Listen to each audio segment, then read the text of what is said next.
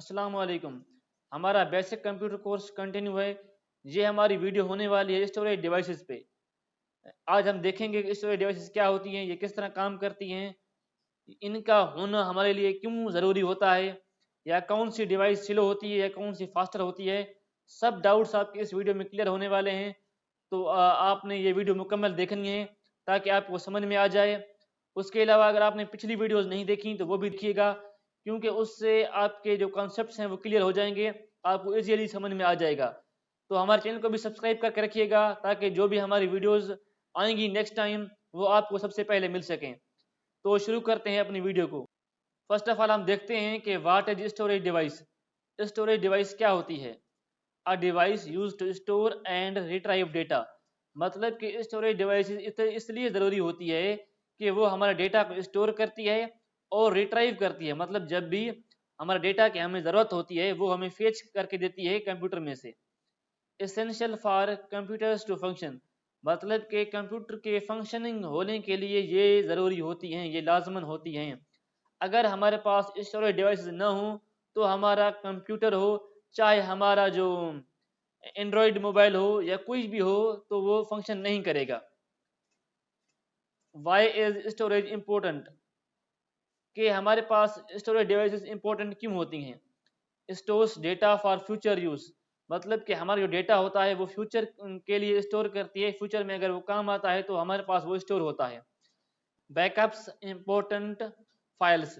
मतलब कि जो ज़रूरी फाइलें होती हैं उसे बैकअप करती है। जिस तरह आपके पास होती होगी गूगल ड्राइव या कुछ, आपने क्या करते होंगे, बैकअप लगा दिए होंगे। क्या होती हैं, जो भी आपकी फाइल्स होंगी वो वहाँ पे स्टोर हो जाती हैं ताकि आप बैकअप कर सकें। इस तरह जो कंप्यूटर में वो भी स्टोरेज डिवाइस भी एक बैकअप का काम करती है, बैकअप फाइल्स स्टोर करती है। Enables software installation.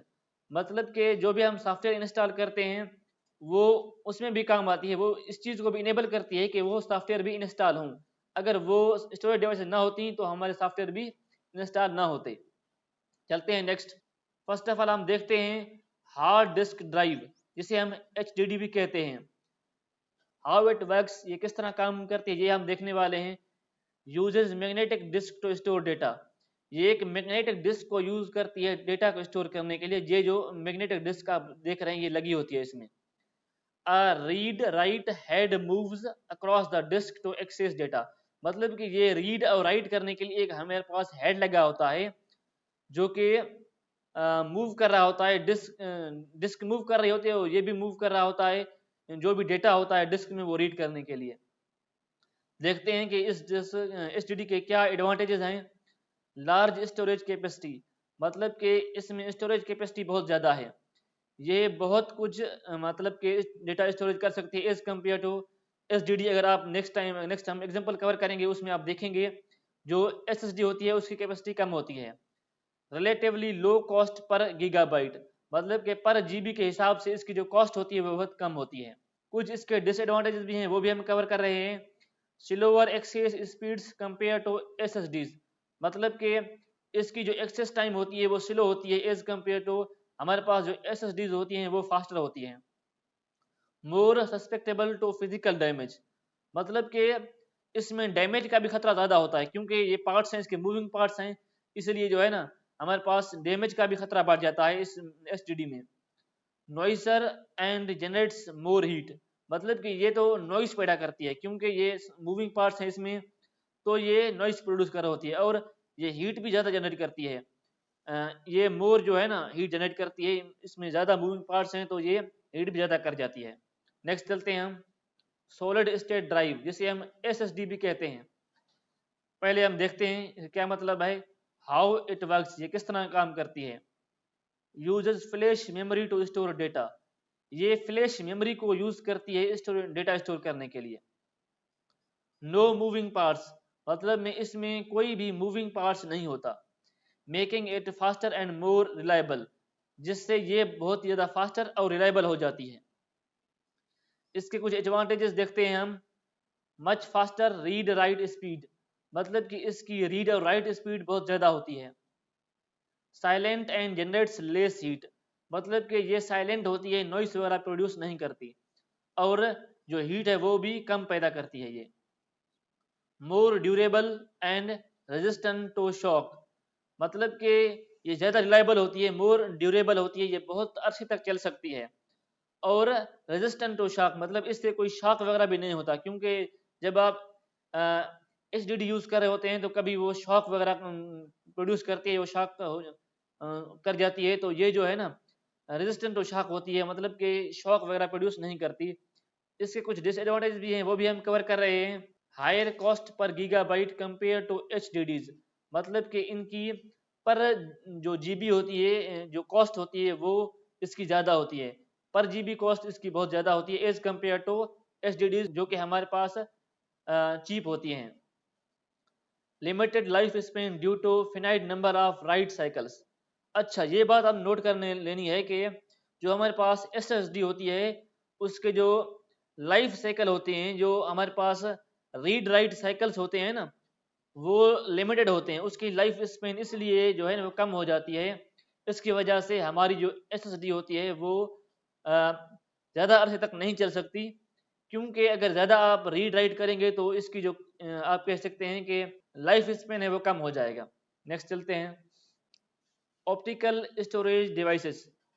Optical storage devices जिस तरह आप देखते होंगे, हमारे पास पुराने ज़माने में सीडीज, डीवीडीज, ब्लूरे हुआ करती थी, तो हम उसे कहते थे ऑप्टिकल स्टोरेज डिवाइसेस। ऑप्टिकल आपने देखे होंगे, एक लेज़र की तरह होती थी, आपने शायद देखी हूँ। तो वन बाय वन उसके कुछ टाइप्स हम कवर करते हैं। डिटेल में तो हम नहीं नहीं जा रहे, क्योंकि डिटेल के लिए जो है ना हमारे पास टाइम भी कम है, और उसके अलावा वो डेप्थ होगी तो हम उसे फिलहाल कवर नहीं कर रहे होंगे। ये जो बेसिक इन्फॉर्मेशन है आपके लिए सूटेबल रहेगी, क्योंकि हमारा कोर्स भी जो है वो बेसिक चल रहा है। सी डी रोम मतलब कि कॉम्पैक्ट डिस्क, हमने इसे कह दिया कॉम्पैक्ट डिस्क। रोम का मतलब हो क्या, ये क्या होती है, रीड ओनली होती है, मतलब कि आप इसे इरेज नहीं कर सकते, फिर से आप जो है ना उसे राइट नहीं करवा सकते, सिर्फ और सिर्फ ये रीड हो सकती है, जो भी उसमें फाइल्स पड़ी हुई हैं वो सिर्फ आप रीड कर सकते हैं। उसके अलावा ये होती है C D R. C D R का मतलब क्या होगा, compact disc write once read many, मतलब इसका क्या मतलब हो गया, मतलब कि ये लिखी तो एक ही टाइम जा सकती है, राइट वंस है, लेकिन आप उसे बार बार रीड कर सकते हैं, जो सी डी आर होती है। उसके अलावा सी डी आर डब्ल्यू भी होती है, उसका क्या मतलब है, सी डी री राइटेबल, मतलब कि ये कई बार रीड और राइट हो सकती है। उसके अलावा हम देखने वाले हैं डीवीडीज को। डीवीडीज भी एक तरह की ऑप्टिकल स्टोरेज डिवाइसेस होती हैं। इसमें देखते हैं हम क्या होता है, हायर, इसमें हम देखते हैं क्या होता है, हायर कैपेसिटी देन सीडीज, मतलब कि इनके पास कैपेसिटी ज़्यादा होती है इनका एज कम्पेयर टू सीडीज के, इसमें ज़्यादा फाइल्स स्टोर हो सकती हैं। उसके अलावा हमारे पास होती है ब्लूरे, इवन हायर कैपेसिटी, इसमें सीडीज और डीवीडीज के मुकाबले, दोनों के मुकाबले में जो है ना कैपेसिटी ज़्यादा होती है, मतलब कि आप ज़्यादा फाइल्स स्टोर कर सकते हैं। ये किस तरह काम करती हैं ये हम देख रहे होंगे। सॉरी, इसमें थोड़ा टाइपिंग मिस्टेक है, आप इग्नोर कीजिएगा।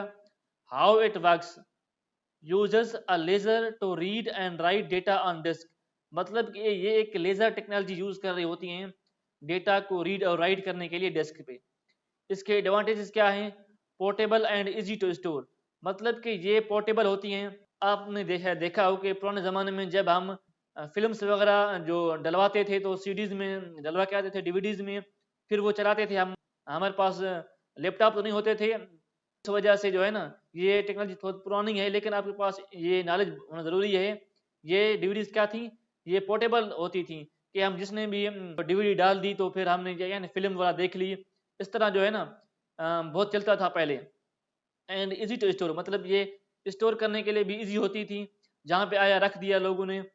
रिलेटिवली इनएक्सपेंसिव, इनकी कीमत बहुत ही ज़्यादा कम होती है, ऐसा कि आप 200-400 तक ले सकते हैं इजीली, मेरे ख्याल से। अभी तो मैंने बाय नहीं की, लेकिन ये मिल जाती हैं इजीली, ये इनएक्सपेंसिव होती हैं। इसके कुछ डिसएडवांटेज भी होते हैं, देखते हैं वो क्या होते हैं। Lower storage capacity compare to HDDs and SSDs, मतलब कि इनके पास जो है ना स्टोरेज कैपेसिटी बहुत ज़्यादा कम होती है, जो कि एसएसडी और एचडीडी में बहुत ज़्यादा होती है हमारे पास। उसमें हम बहुत सारी फाइल्स रख सकते हैं, लेकिन इसमें थोड़ी बहुत रख सकते हैं। Susceptible to scratches and damage. आपने देखा होगा कि जो हमारे पास डीवीडीज होती हैं या डिस्क होती हैं उसमें क्या है, एक लेजर की तरह लगा होता है, वो चमक रही होती हैं। अगर उसमें स्क्रैचेस वगैरह आ गई, डैमेज हो गया, तो वो क्या है, वो नहीं चलेंगी, वो जो है ना काम की नहीं रहेंगी। चलते हैं next. Choosing the right storage device, मतलब कि आपके लिए जो है स्टोरेज डिवाइस कौन सी सही रहने वाली है, आपको कौन सी चूज करनी चाहिए।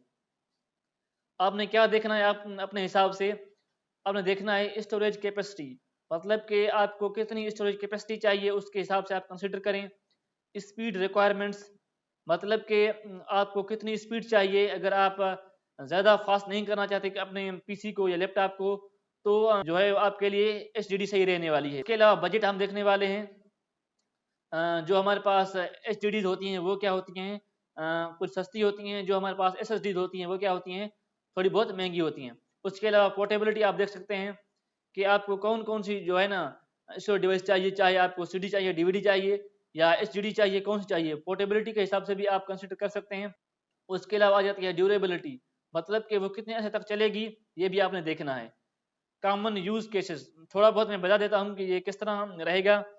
HDD for large storage needs and budget conscious users, मतलब कि जिसको ज़्यादा स्टोरेज चाहिए और बजट भी उनके पास कम है, तो ये उनके लिए सही रहने वाली है। SSD for faster performance and improved system responsiveness, मतलब कि जो एसएसडी होती है वो फास्टर परफॉर्मेंस देती है और जो सिस्टम है वो जल्दी रिस्पॉन्स कर रहा होता है। उसके अलावा ऑप्टिकल डिवाइस होती हैं जिस तरह for storing and sharing data, specially multimedia files, मतलब कि क्या होता है, ये जो ऑप्टिकल डिवाइस होती हैं वो हम डेटा उसमें स्टोर कर सकते हैं, शेयर कर सकते हैं।